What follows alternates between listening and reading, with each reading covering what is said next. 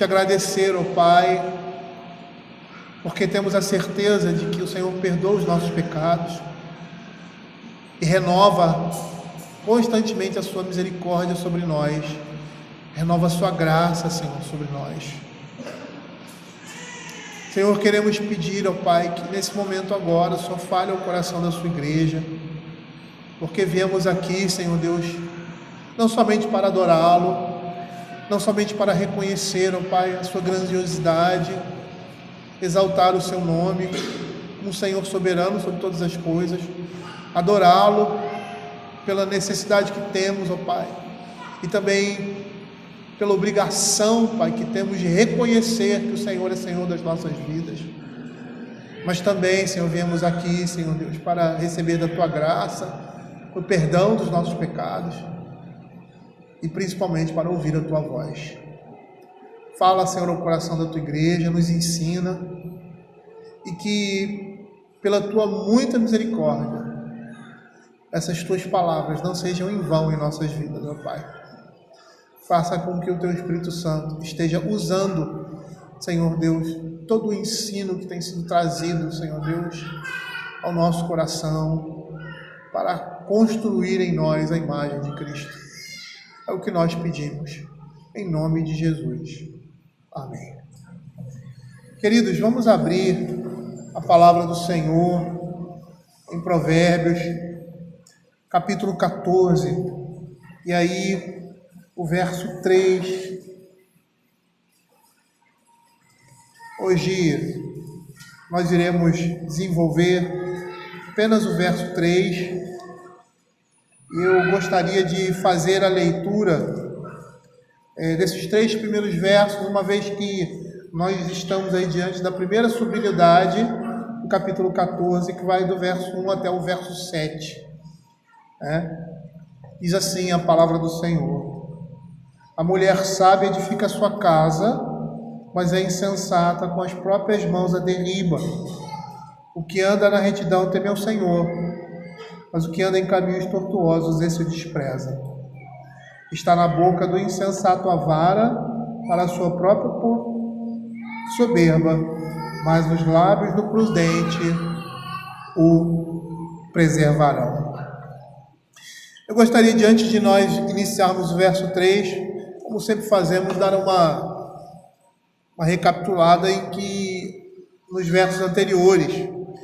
E nesses versos anteriores, nos versos 1 e 2, nós vimos que Salomão, em especial no verso 1, chama seu filho a andar em sabedoria, escolhendo uma esposa sábia.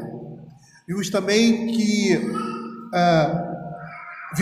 o que é ser uma esposa sábia? É aquela que teme ao Senhor e anda nos seus caminhos, ou seja, em retidão, como o verso 2 vai nos dizer. Por isso ela tem condições de edificar o seu lar, porque molda a sua administração na sabedoria da palavra de Deus. E nós vamos perceber aqui no livro de Provérbios que essa mulher sábia, ela é descrita mais precisamente lá em Provérbios capítulo 31, versos de 10 a 31. E aí nós vimos que o paralelo antitético apresentado aqui contrasta a prosperidade crescente da casa da esposa sábia com a destruição da casa da mulher insensata. Então, nesse paralelismo, a mulher insensata é aquela que destrói o seu lar com suas próprias mãos, ou seja, por sua própria incompetência, que seria a arrogância, a incorrigibilidade, o discurso destrutivo dentro desse contexto, a irritabilidade e a falta de domínio próprio. Vimos também que na relação que se faz do verso 2 com o verso 1, Salomão está chamando a atenção do seu filho para o modo de vida de sua futura pretendente, se ela exibe um comportamento piedoso, sábio ou não. E aí nós vimos que Matthew Henry diz que esse verso manifesta a graça e o pecado em seu verdadeiro caráter, ou seja, pela maneira, pelo modo como que vivemos. No verso 2 nós temos a retidão e a falta dela diante da luz, debaixo de uma luz verdadeira, ou seja, demonstrada pela prática do pecado. ou por uma vida de santidade. E com isso nós podemos conhecer uma pessoa que tem a graça e o temor de Deus reinante sobre a sua vida. O verso 2 descreve tanto aquele que reverencia o Senhor, quanto aquele que o despreza. E aqueles que reverenciam ao Senhor são aqueles que andam de conformidade com a sua palavra, que conformam o seu estilo de vida com a ordem moral determinada e prescrita na palavra de Deus. E os que o desprezam são aqueles que se desviam dessa lei de acordo com as suas concupiscências, com os seus desejos pecaminosos. E aí nós vimos que esse verso nos mostra que a piedade está em contraste com a impiedade, que é a prática. E o que é essa prática, né? A prática dessa piedade ou dessa impiedade, que seria viver sobre as normas e prescrições e mandamentos do Senhor, a prática da piedade, contrastando com um comportamento destrutivo, que é o desprezo pela palavra de Deus, uma vida que não se conforma à sua palavra, e que caracteriza aqui no texto da Escritura, no verso 1, o comportamento de uma mulher insensata.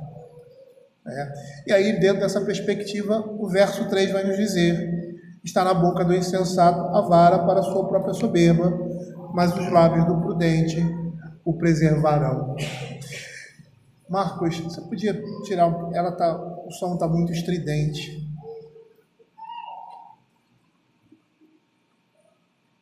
Diz assim o verso 3: está na boca do insensato a vara para a sua própria soberba, mas os lábios do prudente o preservarão. Nós vamos perceber que esse versículo aqui vai aplicar os ensinamentos dos versos anteriores a esse verso, ou seja, a sabedoria e a insensatez e o andar em retidão ou em caminhos tortuosos se mostram pelo modo como utilizamos a nossa língua, como nós falamos o nosso discurso. E aí nós temos Tiago capítulo 3, abram aí, verso de 10 a 12, que diz assim: de uma só boca procede bênção e maldição, meus irmãos. Não é conveniente que essas coisas sejam assim. Acaso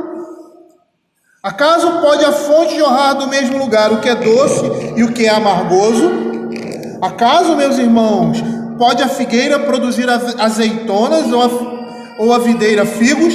Tampouco fonte de água salgada pode dar água doce. Então percebam aqui que dentro do contexto do que nós estamos falando aqui, há uma representação, ou seja, uma demonstração do que seria andar na retidão. E isso é demonstrado por meio da forma como usamos a nossa linguagem, a nossa língua, ou como ele diz aqui, metaforicamente, a nossa boca. Na exposição do verso anterior, nós mostramos que nossa fé se evidencia por meio da nossa prática de vida. E isso aqui no verso 3 está relacionado diretamente ao nosso discurso. E aqui a fala do apóstolo de Tiago, né? O apóstolo Tiago, lá em Tiago capítulo 1, verso 26, ele diz assim: se alguém supõe ser religioso, deixando de refrear a língua, antes enganando o próprio coração, a sua religião é vã. Se nós formos relacionar isso com a escolha de uma esposa, nós vamos perceber várias advertências da palavra de Deus para estarmos atentos a pessoas que usam de forma imprudente a sua língua, e especialmente no livro de Provérbios. Veja aí Provérbios 21, verso 9 e o verso 19.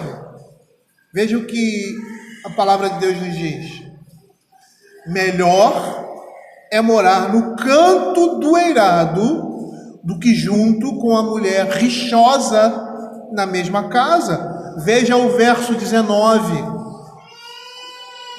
melhor é morar numa terra deserta do que com a mulher rixosa e iracunda. Rixosa, a mulher rixosa é aquela que gosta de criar contendas, é aquela pessoa brigona. E uma coisa interessante aqui, que o verso 3 está no masculino, Se nós formos perceber que o verso 1, ele dá a temática de toda a subunidade, ele está se referindo aqui a uma mulher, Mas por que falar no masculino agora? Suponho, que apesar de se falar do tema aqui, o que está puxando todas essas coisas, seja a escolha de uma esposa sábia, o masculino aqui deve servir, ao meu ver, para se referir ao ser humano como tal e suas inclinações ao pecado. E assim servir de forma geral, apesar de apontar para a figura de uma mulher sábia ou insensata, para todos aqueles que se utilizam da língua dessa forma. De uma forma impiedosa, de uma forma destrutiva, como é o que nós estamos vendo aqui. Perceba aqui que os versos do versículo 3 apresentam paralelos antitéticos que contrastam os efeitos punitivos do discurso do insensato, arrogante, com a proteção proporcionada pela fala de um homem sábio, de uma pessoa sábia. Matthew Henry, quando comenta sobre esse texto, ele diz assim, que um soberbo tolo se expõe, pois quando há soberba no coração e nenhuma sabedoria na mente para suprimi-la, isso se exibirá normalmente em suas palavras. Na boca do tolo está a vara da soberba, ou seja, da vanglória, da reprovação, do desprezo, do escárnio. E Matthew Henry continua dizendo assim, tudo isso feito com soberba, além do seu próprio desejo de legislar, ou seja, de dar opinião em tudo. E eu achei interessante quando ele faz esse comentário, que o que está na boca do tolo é a soberba, a arrogância, a reprovação, que isso vai ser demonstrado em determinado momento, e que tudo que ele faz com soberba, e que além disso, na sua fala, ele tem o desejo de legislar. Eu fiquei comentando, como assim? Eu não entendi o comentário dele. O que significa isso? E aí eu fui começar a pesquisar sobre, ler um pouco melhor o que Matthew Henry, o comentário dele, fui pesquisar no original e achei uma coisa muito interessante. Porque a ideia aí de legislar é de dar opinião, porque quando você fala muito, quando você briga, quando você discute, você está emitindo um juízo, de uma forma direta ou não. Quando eu atentei para o sentido da palavra rixosa no original, eu achei interessante, e aí entendi o que Matthew Henry estava querendo dizer com isso. Porque a palavra rixosa, em sua origem no hebraico, significa legislar, contender. A pessoa rixosa é aquela que tem como certa e absoluta a sua opinião, por isso ela se mete em brigas e contendas. E é interessante porque se você for para pensar, você vai ver que quando nós nos envolvemos em disputas e brigas, é porque nós temos convicção de que estamos certos. E essa convicção faz com que nós entremos numa disputa, num debate. Eu não estou aqui fazendo nenhum juízo de valor nesse sentido, porque nós, seres humanos, somos assim. Mas quando uma pessoa ela é arrogante, quando ela é soberba, quando a sua fala é uma fala impiedosa, porque representa o que existe no seu coração, perceba que ela vai se utilizar desses princípios, ou seja, do que significa essa fala, todo o tempo ao criar juízos, levantar disputas e contendas. E todas essas coisas terão origem na amargura que existe no coração do homem.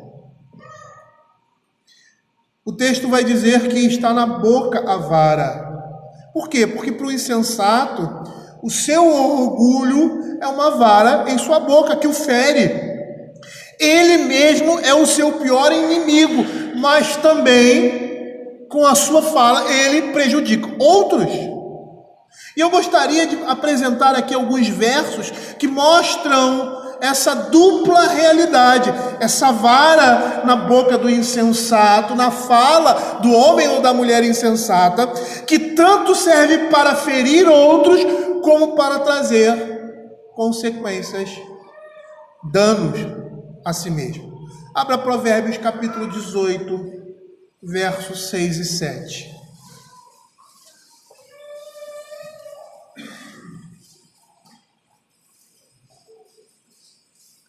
Olha o que diz aqui. Os lábios do insensato entram na contenda, e por açoites brada a sua boca.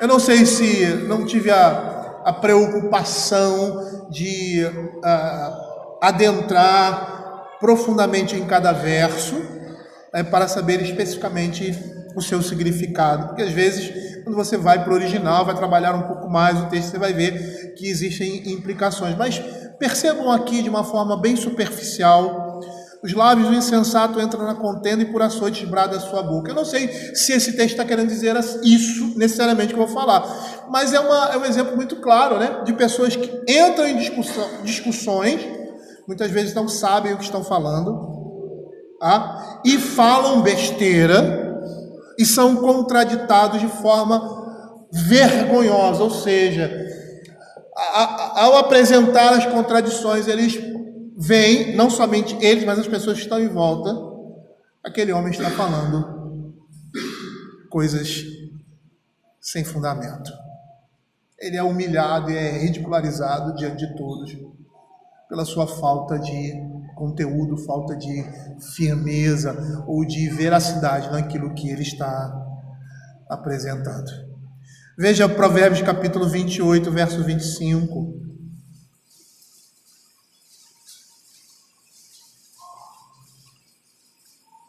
A boca do insensato é sua própria destruição, e os seus lábios um laço.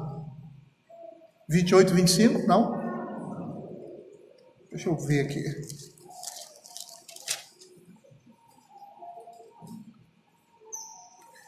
Bom, eu vou ficar devendo esse texto para vocês, mas diz assim a palavra do Senhor: a boca do insensato é a sua própria destruição, e os seus lábios um laço para a sua alma. Quantas? 18:7. Desculpa. Isso. 18:7. Eu pulei aqui. Provérbios capítulo 18, verso 7. A boca do insensato é a sua própria destruição, e os seus lábios um laço para a sua alma. Ou seja, falas precipitadas. Como nós vemos na Escritura, eu não sei, eu acho que foi Jefté, se eu não me engano, que fez um voto precipitado, envolvendo a sua filha. E aí você percebe claramente que ele se precipitou, e aquilo que ele disse se voltou contra si mesmo, contra a sua própria família. Ele não teria descendência por isso. A boca do insensato é a sua própria destruição, e os seus laços um laço para a sua alma. Muitos falam determinadas coisas e por essas falas trazem prejuízo sobre si mesmo. Agora Provérbios 28, 25.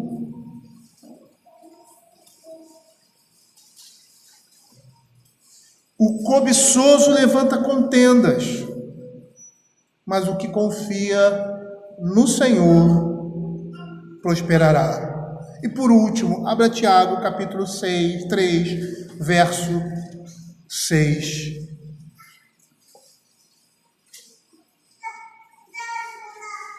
Ora, a língua é fogo, é um mundo de iniquidade.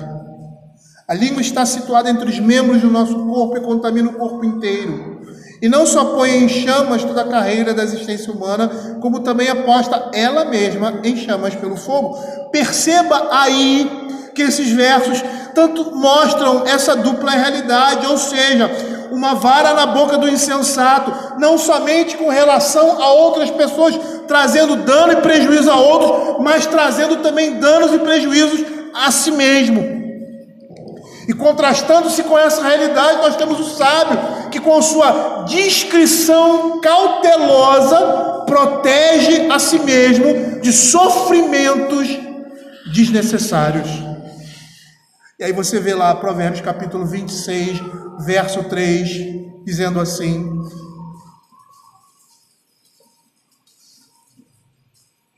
o açoite é para o cavalo, o freio para o jumento, e a vara para as costas dos insensatos. E lá no livro de Jó, no capítulo 5, verso 21, diz assim a palavra do Senhor: do açoite da língua estarás abrigado, e quando vier a assolação, não temerás. Nós estamos vendo duas realidades contrastantes. Uma em que alguém, por meio da sua fala, do seu discurso, mostra a sua própria insensatez, porque não só traz prejuízo a outros, mas traz prejuízos a si mesmo. Mas por outro lado, o sábio prudente, aquele que é reto e teme ao Senhor, que anda na retidão, ele é protegido, guardado pela sua própria boca, por aquilo que fala. Quando ele diz que essas coisas estão na boca, está na boca do insensato, ele está identificando aí, é uma linguagem metafórica, né? A língua, ou seja, o seu modo de falar como uma vara. E é interessante essa comparação, essa metáfora que ele faz. Por quê? Porque a vara pode representar um renovo que sai de um tronco, como também um instrumento de correção. E aí a metáfora pode sugerir que ela brota e floresce da boca do insensato por meio de suas próprias palavras, trazendo punição. E é provável também, muito certo, que a metáfora também significa uma vara punitiva que floresce da boca de um homem insensato.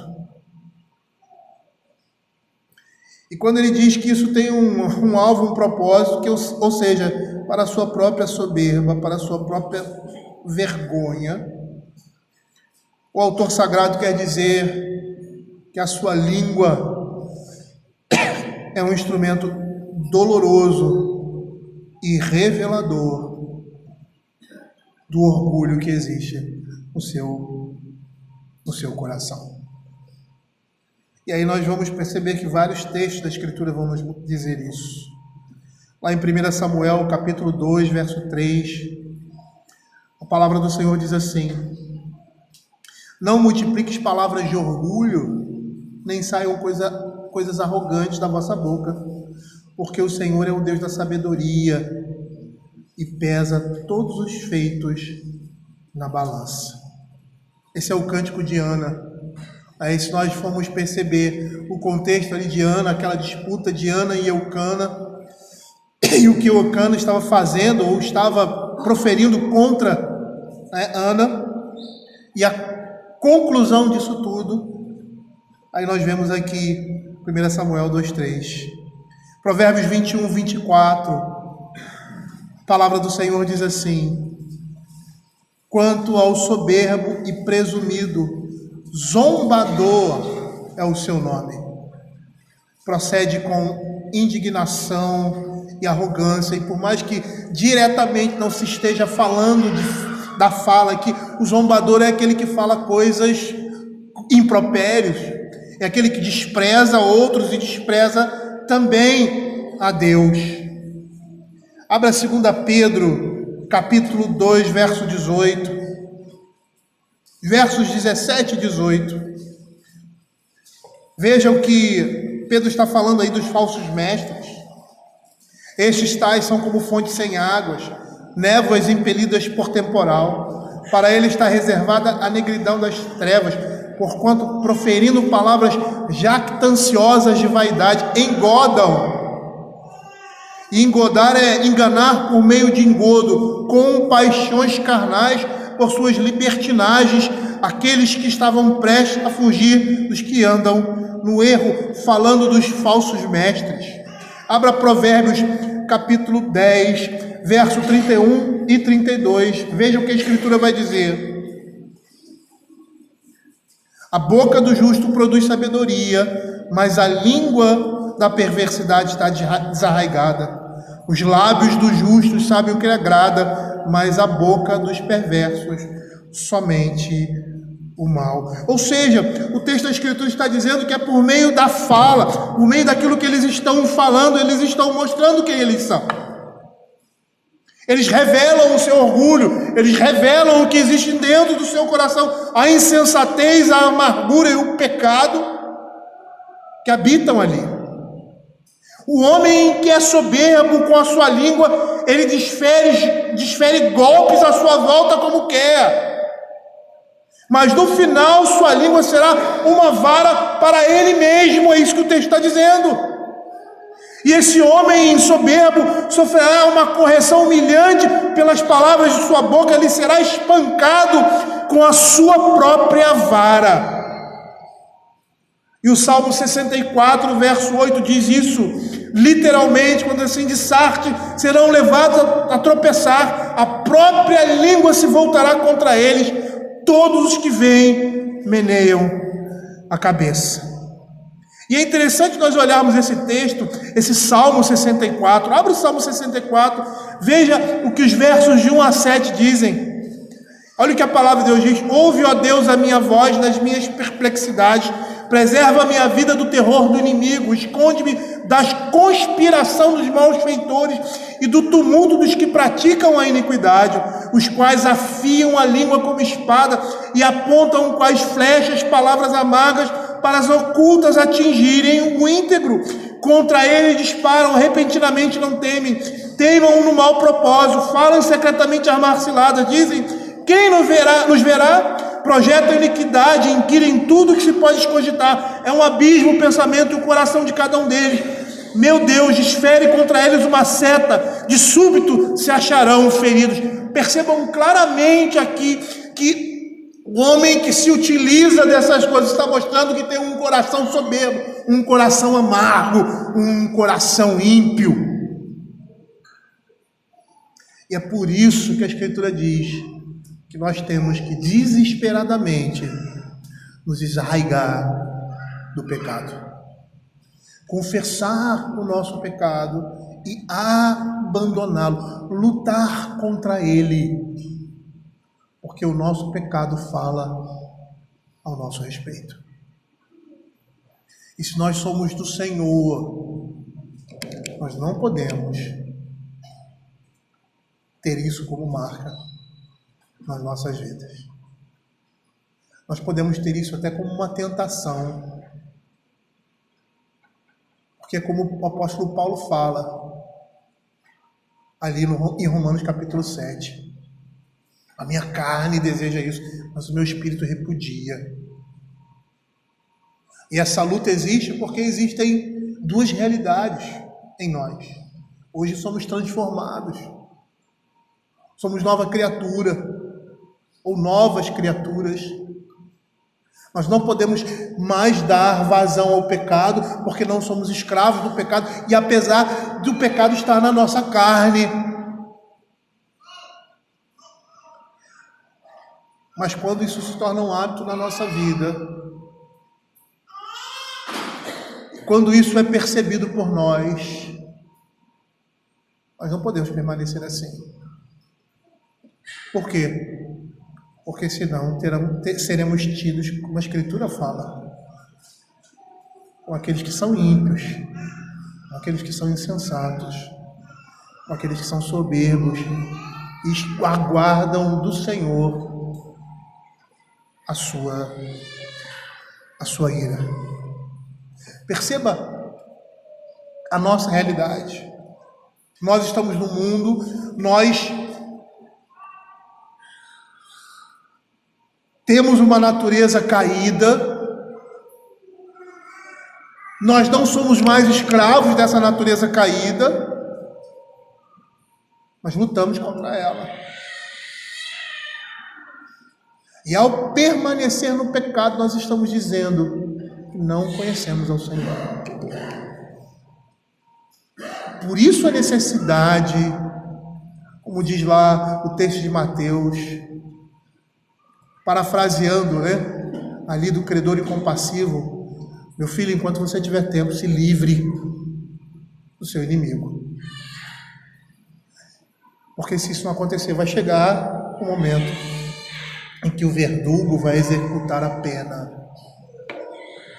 E se você não tiver se livrado dele, você cairá na mão desse verdugo.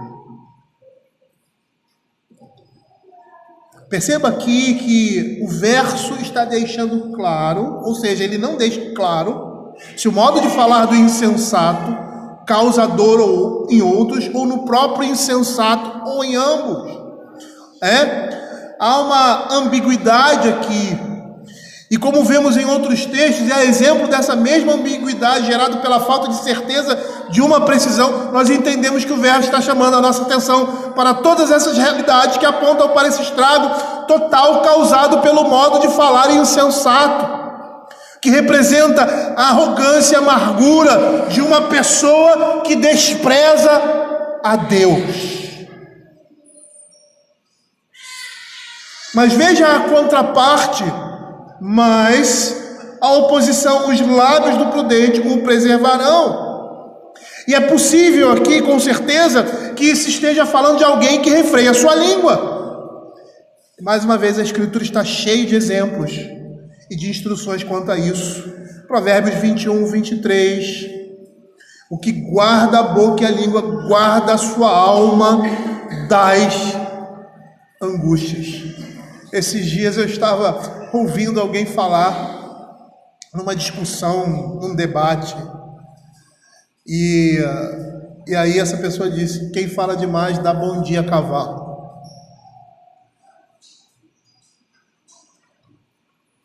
O que guarda a boca e a língua guarda a sua alma das angústias. Salmo 34, verso 12 e 13. Veja as instruções relacionadas a esse verso: os lábios do prudente o preservarão. Quem é o homem que ama a vida e quer longevidade para ver o bem? Refreie a língua do mal e os lábios de falarem dolosamente. Quem é o homem que ama a vida e quer longevidade para ver o bem? É aquele que refreia a língua do mal e os seus lábios de falar de forma maldosa, de forma destrutiva, de forma a ofender e humilhar outros. Tiago capítulo 3, verso 2 vai dizer assim: porque todos tropeçamos em muitas coisas. Se alguém não tropeça no falar, é perfeito varão, capaz de refrear também todo o corpo. Mais um motivo para que as nossas palavras sejam pensadas, porque é como o gotejar contínuo ou abrir de uma represa. Quando ela se abre, não tem como parar. E por último, Provérbios capítulo 16, verso 32. Textos que falam das bênçãos daquele que tem um lábio prudente. Melhor é o longânimo do que o herói de guerra, e o que domina o seu espírito do que toma uma cidade. Por isso, o Provérbios aqui está dizendo: os lábios do prudente o preservarão. A ideia de proteção. Por quê? Porque um discurso indiscreto, insultuoso, leva os outros a agirem com raiva, escárnio, desdém ou vingança. Ou até mesmo o discurso do insensato que visa prejudicar alguém. quem se utiliza de forma correta da sua língua, quem é prudente no falar, quem domina o seu espírito, vai ser preservado, vai ser protegido. Veja o que Provérbios capítulo 10, verso 11 e 14 dizem. Provérbios 10, 11. A boca do justo é manancial de vida, mas na boca do perverso mora a violência.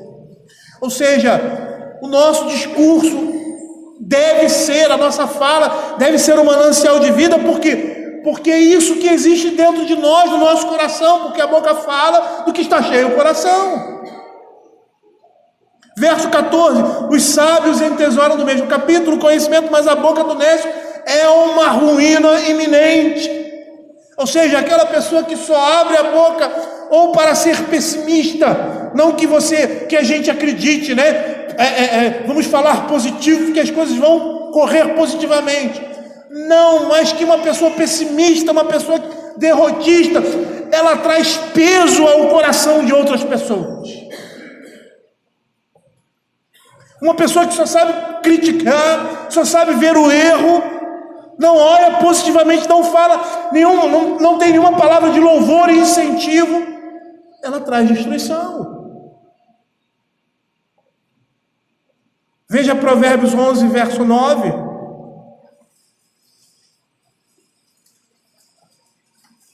O ímpio com a boca destrói o próximo, mas os justos são libertados pelo conhecimento.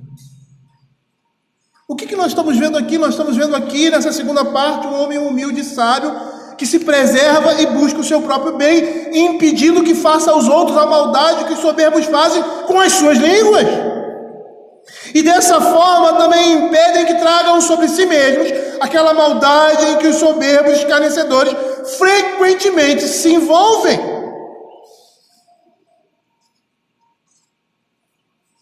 Se nós formos voltar tudo isso que nós temos aqui para a imagem da mulher sábia que edifica a casa,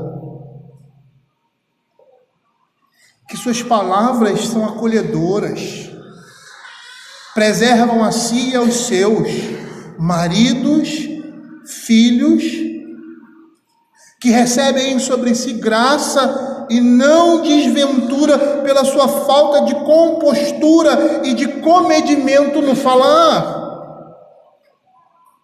Eu lembro-me de alguns pais, especialmente mães, que só sabem fazer críticas, humilhar e falar de modo destrutivo com seus filhos e maridos, uma vez que a temática está voltada aqui para a esposa. O que elas estão fazendo dentro desse contexto? Elas estão destruindo o seu lar, pois deveriam, por meio de palavras de conforto e consolo, ser instrumento de Deus na vida de seus filhos e maridos. O Catecismo Maior tem muito a nos ensinar quando fala sobre honrar pai e mãe, os deveres dos superiores e os deveres dos inferiores. E um dos deveres dos superiores é reconhecer e louvar aqueles que fazem aquilo que é certo e correto, corrigir e repreender aqueles que cometem o erro.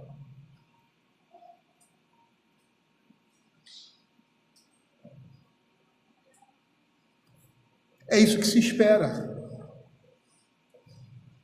de pais. É isso que se espera de uma boa mãe, de uma boa esposa. Porque até mesmo quando corrigem seus filhos, têm palavras brandas e amorosas, apesar de serem corrigidos. As palavras que são trazidas ali, a advertência, a repreensão, a firmeza em reprovar, são palavras brandas e amorosas, que instruem, que consolam, que humilham e que confortam. Os homens, ou seja, seus maridos, precisam de suas palavras calorosas e de incentivo. Mas se você é uma mulher rixosa, eu não preciso nem dizer mais nada, porque o texto da Escritura vai dizer: é melhor morar no canto do eirado. E eirado ali seria um telhado. Eu não sei bem, porque tem aí um aspecto cultural, mas seria mais ou menos ele ficar na beirinha de um determinado lugar, pronto para cair, sozinho ali. Melhor ficar ali, com a mulher rixosa e brigona. Melhor morar num deserto, sozinho, ter companhia de uma pessoa assim. Isso não serve somente para a mulher, não. Como nós vimos aqui, são pecados da natureza humana, mas o foco aqui especificamente é a esposa. Seus maridos precisam de palavras de conforto. Seus filhos precisam.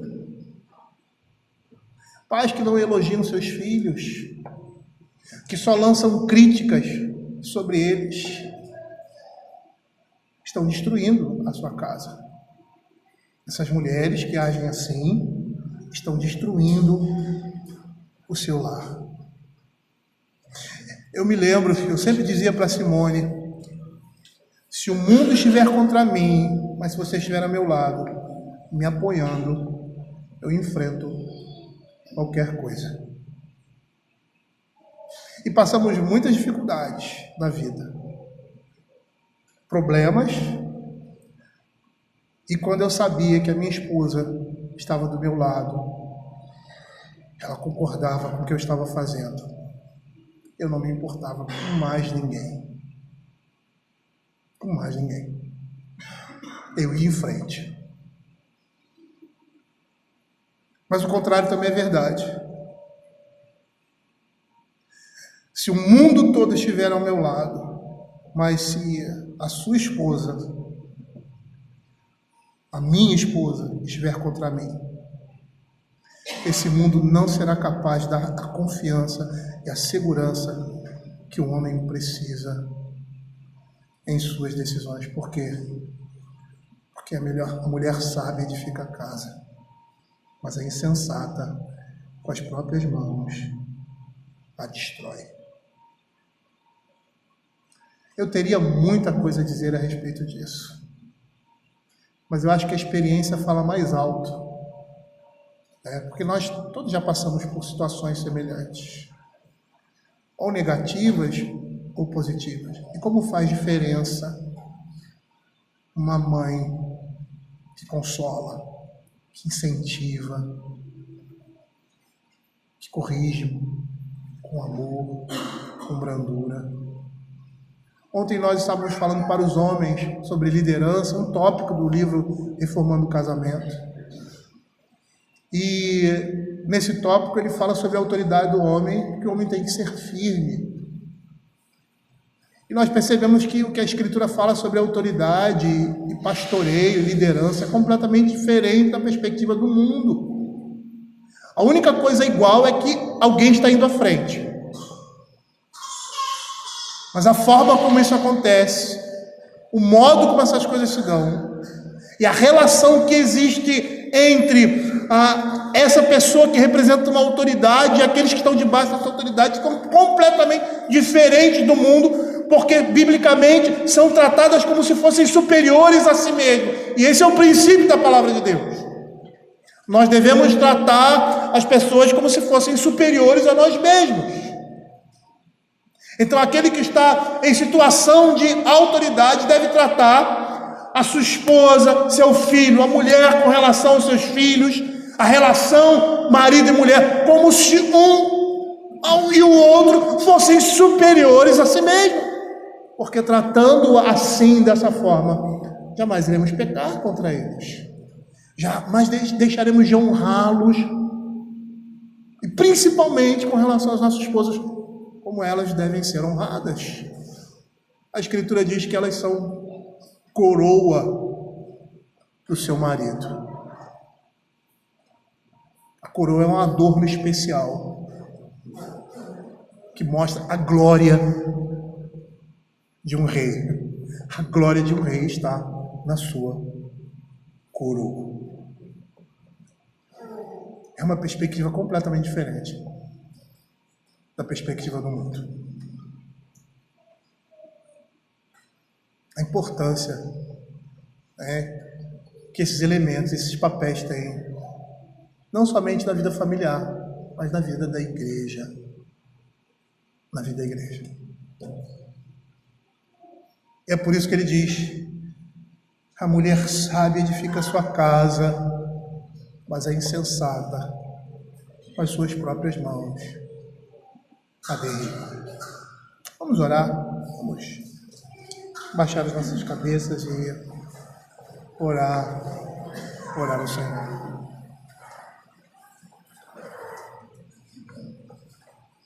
Senhor Deus Pai Todo-Poderoso, que a Tua palavra possa ter alcance, Senhor Deus, na vida da Tua igreja, e que aquilo que acabamos de dizer aqui, Senhor Deus, possa, por meio do Teu Espírito Santo, entrar e habitar no nosso coração e mente. A importância, Senhor, do ambiente familiar na vida da sociedade, na vida da igreja, é primordial. Até um tempo atrás, entendia-se que a família é a célula que gera uma sociedade. É a mãe da sociedade. E nós podemos, ó Pai, também lançar isso sobre a igreja, porque o pacto de Deus com o seu povo é um pacto familiar. E como é importante, Senhor Deus, conhecermos os nossos papéis como maridos, e especialmente, aqui voltando para o texto, como esposas. Precisamos ser também testemunho diante do Senhor, por meio daquilo que falamos, por meio das nossas palavras, trazer graça, misericórdia para aqueles que nos foram dados, ó Pai, maridos e filhos dados por Deus para o seu cuidado. Porque da mesma forma que um homem lidera a sua casa e conduz a sua família como um rebanho, a esposa também recebe atribuições divinas, porque é aquela que deve prestar auxílio, apoio, ajuda e proteção ao ambiente familiar, por meio da sua conduta, por meio do seu modo de vida, por meio daquilo que sai de sua boca. Que o Senhor Deus esteja nos dando graça para que os nossos filhos, ó Senhor Deus, não só passem isso para seus filhos, mas lembrem das palavras carinhosas, amorosas, cuidadoras, consoladoras, firmes, de correção, de instrução, de repreensão, com grande alegria no coração, porque representaram e ainda representam palavras de vida para eles. Fica com o teu povo, Pai, é o que nós pedimos. Nos dá da tua sabedoria que está sendo apresentada aqui, Pai, desse padrão, desse modelo, desse exemplo que precisamos seguir, porque somos novas criaturas,